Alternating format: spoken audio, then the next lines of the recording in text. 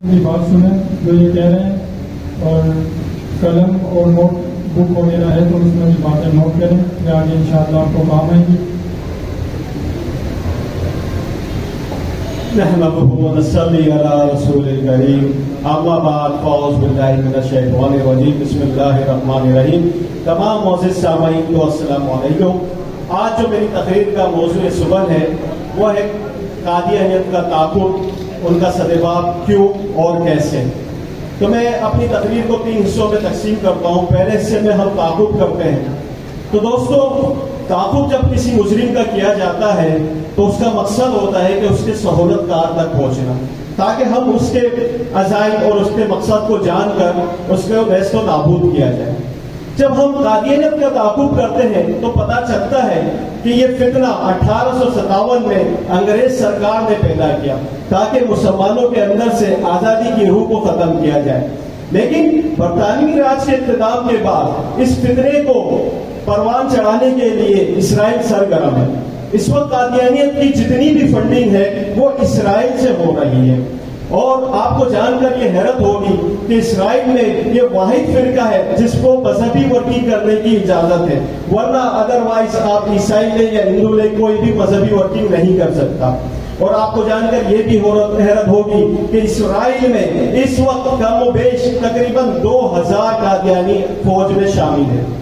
اب اگر ہم ان یہود و نصارہ کا قرآن کی روشنی میں تعاقب کریں تو سورۃ المائدہ کی آیت نمبر 51 میں ارشاد باری تعالیٰ ہے کہ اے ایمان والو، یہود و نصارہ کو دوست نہ بناؤ کیونکہ وہ آپس میں ایک دوسرے کے دوست ہیں۔ یہ ہمارے حکمرانوں کے لیے لمحہ فکریہ ہے جو IMF کی امداد اور امریکہ کی دوستی پر خوشیاں مناتے ہیں۔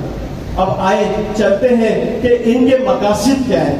ان کے مقاصد، پہلا مقصد آپ کو غلام بنانا۔ اس کے لیے انہوں نے مرزا غلام احمد قادیانی کو کہا کہ آپ سب سے پہلے ان کے فرقے میں جہاد کو حرام قرار دیں۔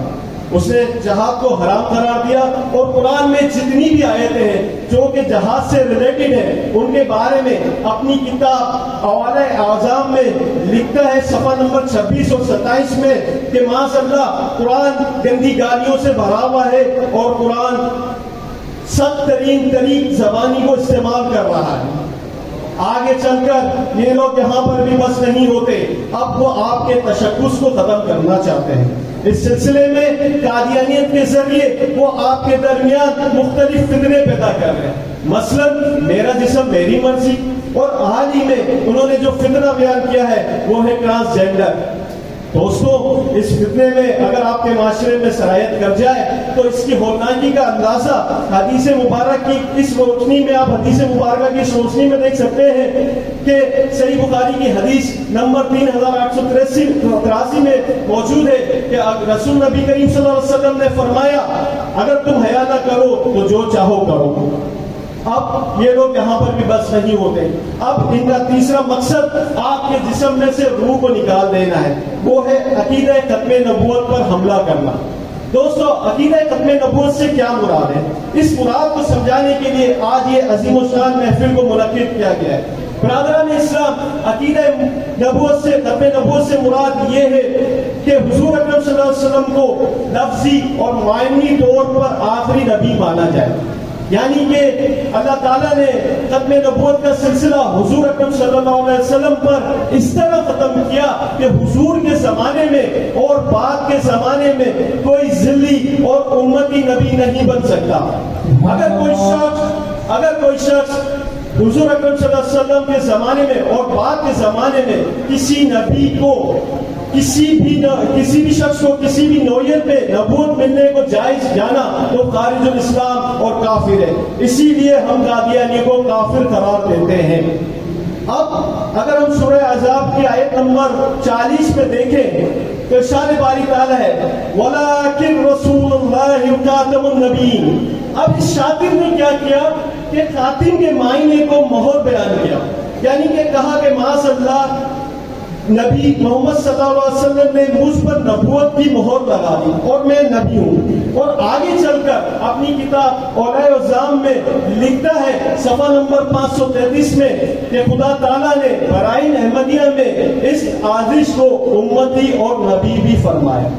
دوستو اب اس بات میں کوئی دو رائے نہیں کہ ان کے سدباب کیوں کیا جائے. ان کا سدباب اس لیے کیا جائے کہ یہ ہماری آن کا مسئلہ ہے. ان کا سدباب اس لیے کیا جائے کہ یہ ہماری شان کا مسئلہ ہے. ان کا سدباب اس لیے کیا جائے کہ یہ ہماری پہچان کا مسئلہ ہے. ان کا سدباب اس لیے کیا جائے کیونکہ یہ ہماری جان کا مسئلہ ہے. ختم نبوت ہمارے ایمان کا مسئلہ ہے. اب دوستو اگر آپ چاہتے ہیں کہ سدباب کیسا کیا جائے تو ہماری تاریخ اسلام کے مجاہدوں سے بھری پڑی ہے. آئیے سب سے پہلے چلتے ہیں خلیفہ اول حضرت ابو بکر صدیق رضی اللہ تعالیٰ عنہ کی زندگی ہو. جنگ یمامہ میں وہ خطبہ دیتے ہیں اور وہ خطبہ یہ ہے کہ کوئی مرد نہ رہے چاہے وہ جنگ بدر سے ہو چاہے جنگ احد سے, سب کے سب یمامہ کی طرف رخ کریں. اب ہاتھوں میں آنسو ہیں, عاشق رسول ہے نا, کہتے ہیں کوئی مرد مدینے میں نہ رہے یہاں تک کہ جنگل سے درندے آئے اور ابو بکر کو گھسیٹتے ہوئے جائیں. اگر سدباب کیسے کرنا ہے تو دیکھیے شاہ احمد بخاری رحمۃ اللہ علیہ کو کیسا انہوں نے اپنی سیاسی زندگی کا آغاز کیا اور اس وقت کے لبرل لیڈر ذوالفقار علی بھٹو کو اس بات پر قائل کر دیا کہ ختم نبوت پر مہر لگائی جائے, ختم نبوت کا بل پاس کیا جائے. دوستو کئی نام ہیں, قاضی حسین رسوی, غازی علم الدین, ممتاز قادری رحمۃ اللہ, کن کن کے بارے میں بتاؤں گا. صبح ہو جائے گی اور یہ داستانیں ختم نہیں ہوگی. بس ایک بات کو ذہن میں رکھیے کہ اگر سدباب چاہتے ہو تو عشق مصطفیٰ پیدا کرو. برادران اسلام, اگر دل میں آپ کے عشق مصطفیٰ ہو تو خدا کی قسم خدا خود سدباب کے راستے پیدا کرے گا اور ویسا عشق ہو جیسا عشق ان کے پاس تھا. اور ان کی عشق کی انتہا ان اشعار کے ساتھ میں کہتا ہوں اپنی تقریر کو اختتام کروں گا کہ میں سو جاؤں یا مصطفیٰ کہتے کہتے, میں سو جاؤں یا مصطفیٰ کہتے کہتے, کھلے آنکھ صلی اللہ کہتے کہتے, تیرے نام پر سر کو قربان کر کے, صدر علی غلام تیرے نام پر سر کو قربان کر کے آقا تیرے سر سے صدقے اتارا کروں. یہ ایک جان کیا ہے اگر ہو کروڑوں, یہ ایک جان کیا ہے اگر ہو کروڑوں, آقا تیرے نام پر سب کو وعدہ کرو. میں دوبارہ سے گزارش کرتا ہوں مقررین سے کہ ٹائم کا خیال رکھیں. 5 سے 6 منٹ کے اندر